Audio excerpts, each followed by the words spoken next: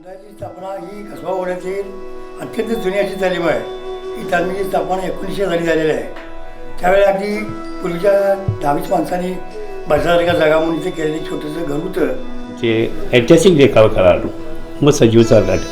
काळानुसार या मुलांनी बदल केला. त्यामध्ये बदल करत असताना यांनी ही पारितोषिक चांगल्या प्रकारची मिळवली आहे. यातून पुढं देखील त्यांनी चांगल्या प्रकारे गणेशोत्सव करावा, तो समाज बदलून प्रकारे घडते असं बघावं आणि आपल्या तालमीचं नाव लौकिक करावं. आम्ही अंमलमध्ये येतो. हा देखावा मोठा आमचा संपूर्ण कोल्हापूर जिल्ह्यात आसपासच्या 10 खेड्यात गाजला.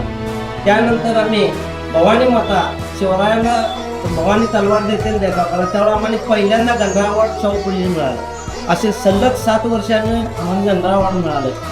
मुलं रात्रंदिवस स्वतः राबतात. त्यामुळे कष्टाचं चीज म्हणून 7 वर्ष सलग आम्हाला मिळाल्यामुळे आनंद उत्सव मोठ्या प्रमाणात करण्यात आला. कधीही आम्ही कुठल्याही बाहेरच्या कलाकारांना घेतलं नाही. संपूर्ण आमच्या मंडळातली मुलं राबतात.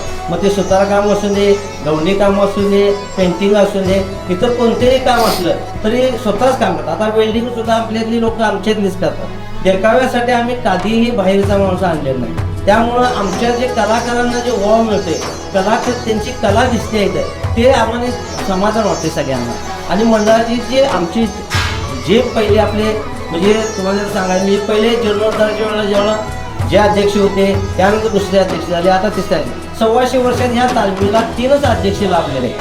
एक म्हणजे पहिले बाबुराव तुकाराम पाटील, दुसरे निवृत्तीदाजी पाटील आणि तिसरा मी बाळासाहेब पांडव पाटील. आमच्या तालमीची एवढी इतकी मोठी आहे की 125 वर्षात या जगात कुठं नसेल की बाबा 3च अध्यक्ष आहेत. आम्ही गणपतीची जी कार्यकारिणी करतो ती प्रत्येक वर्षी वेगवेगळी करतो. कारण का प्रत्येक पुढं जी मुलं कार्यक्रम करणं ही चांगलीच करणार आणि तालमीचं नाव लौकिक करणार, एवढंच मी सांगतो.